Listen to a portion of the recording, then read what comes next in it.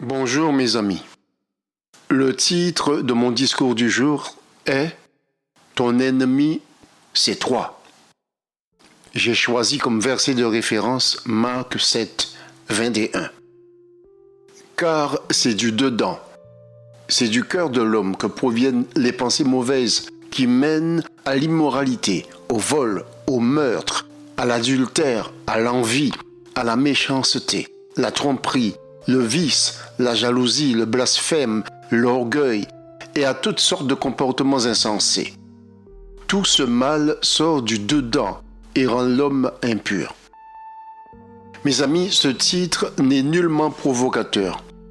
Il a simplement pour but d'interpeller, pas de choquer, car c'est la vérité. Je vous propose d'essayer de toucher cette parole. Pourquoi ton premier ennemi, c'est toi-même?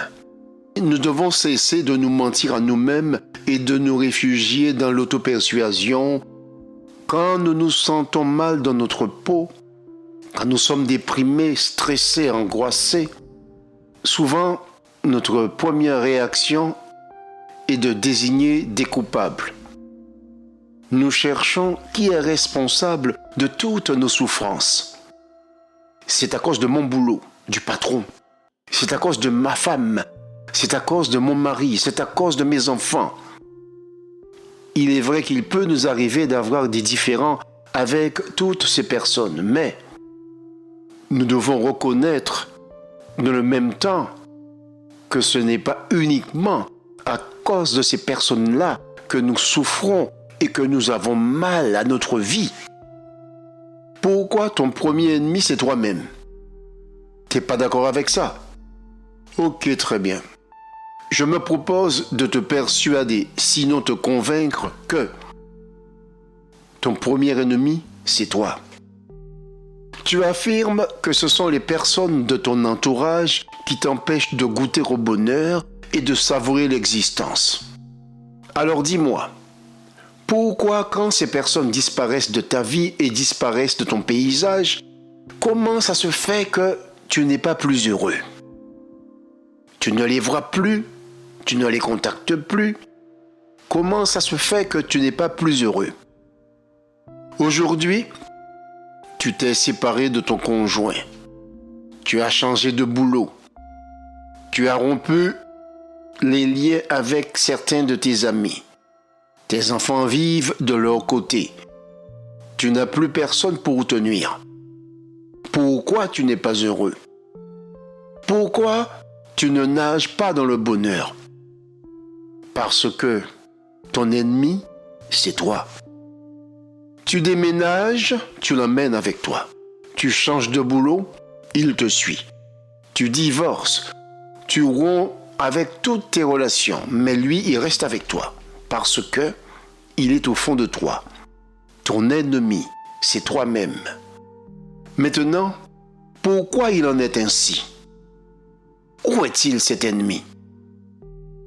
Mon ami, il est au fond de ton cœur. Il est au fond de toi, là où se forment tes pensées. C'est ton propre esprit qui te joue des tours. Il en est ainsi parce que tout ce que nous faisons vient de notre cœur. Et notre cœur est loin d'être parfait, car nous sommes pécheurs. C'est une donnée que tout chrétien doit garder dans son cœur. Cela permet d'expliquer et de comprendre énormément de choses. Nous sommes conçus dans le péché et notre nature est corrompue dès notre conception. Cela nous éclaire. Si quelqu'un n'est pas d'accord avec ça, cela signifie qu'il n'est pas né dans le péché. C'est aussi simple que ça. Nous sommes tous de la même nature. Bergers fidèles, pasteurs, diacres, ministres, prêtres, nous sommes tous pécheurs avec un cœur formé dans le péché. Soyons plus clairs, mes amis. L'acte sexuel est un acte de rébellion contre Dieu. Et c'est à travers cet acte que nous sommes conçus. Ce qui fait que pour connaître Dieu, il faut naître de nouveau. Mais là, ce n'est pas le sujet du jour. Inconsciemment, mes amis, En lisant les Écritures, nous sommes convaincus que les Écritures parlent des autres et qu'elles ne parlent pas de nous, qu'elles ne s'adressent pas à nous. C'est faux, mes amis. Gardons à l'esprit que la parole s'adresse à nous. Ésaïe 59. Car vos mains sont tachées de sang et vos doigts de péché. Vos lèvres disent des mensonges. Votre langue susurre des paroles perfides.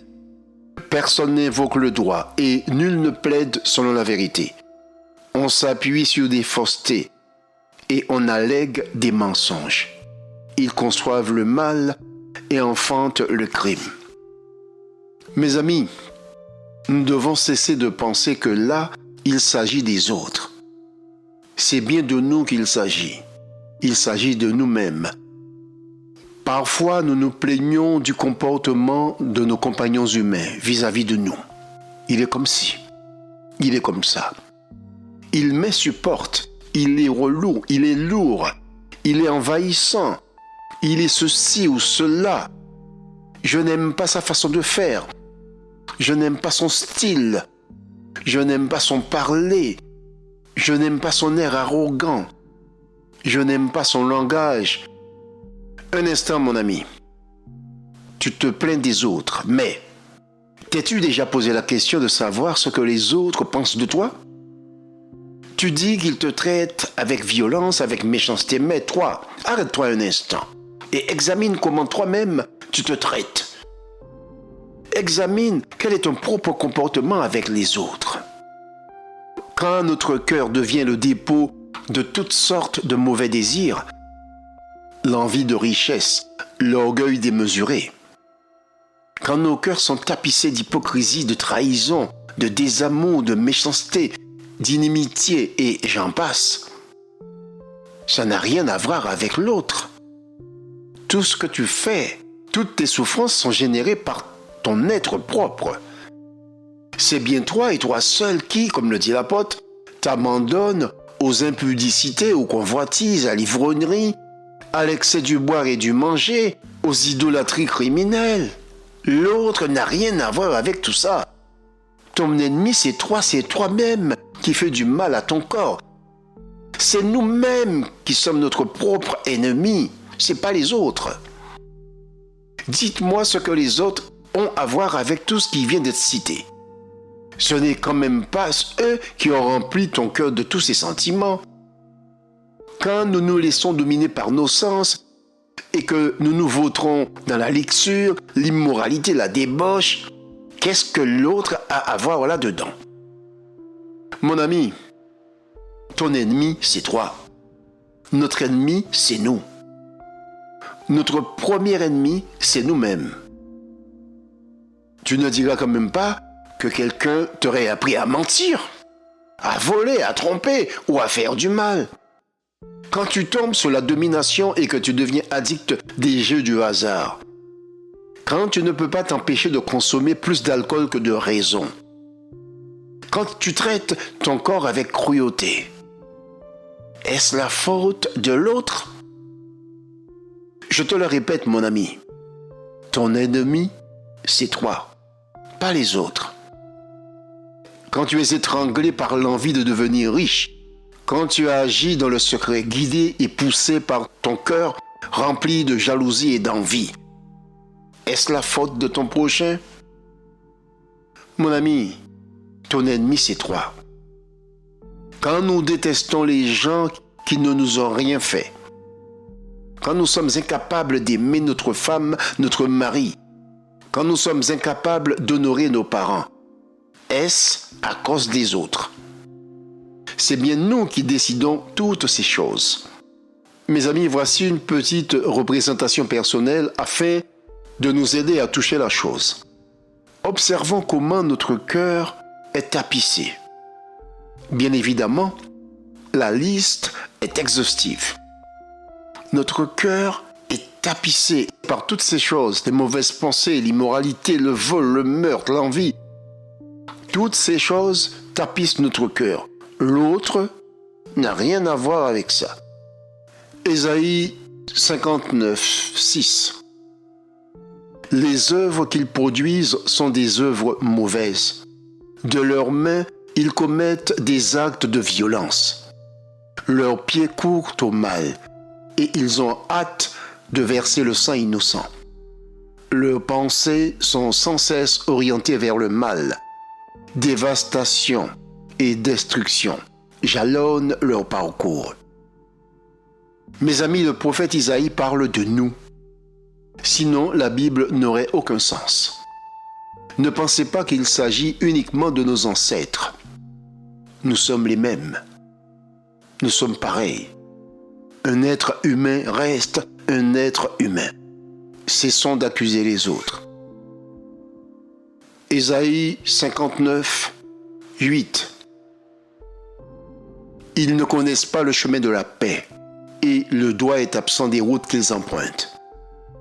Les sentiers qu'ils se tracent sont des voies tortueuses. Quiconque s'y engage ne connaît pas la paix.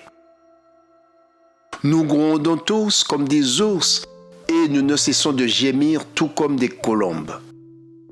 Nous espérons le doigt, mais il n'y en a pas, et le salut, mais il est loin de nous. Le prophète Ésaïe, mes amis, était lui-même né de femme. Les écrivains sacrés et les hommes de Dieu, les saints de Dieu, Moïse, Élie, Abraham, Paul, David, tous étaient nés de femmes. Cela ne les a pas empêchés d'être aimés de Dieu, de le servir et de l'adorer. D'ailleurs, voici ce que dit saint Paul, Romains 7. En effet, je sais que le bien n'habite pas en moi, c'est-à-dire dans ma nature propre. J'ai la volonté de faire le bien, mais je ne parviens pas à l'accomplir. Mes amis, l'apôtre fait preuve d'une grande honnêteté. Il sait que son ennemi, c'est lui. Ce n'est pas l'autre, ce n'est pas son prochain qui l'empêche d'accomplir ce qui est bien. C'est lui-même qui en est incapable. Jésus sait qui nous sommes.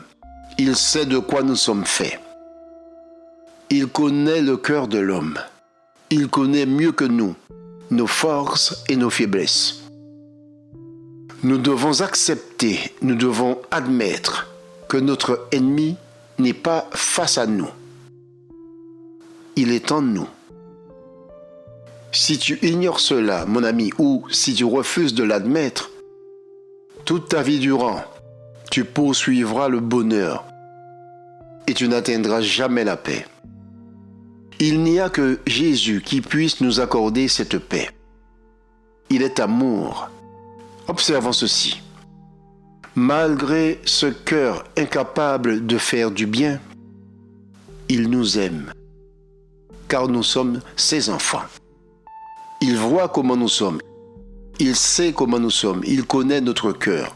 D'ailleurs, lisons Jérémie 4, 22.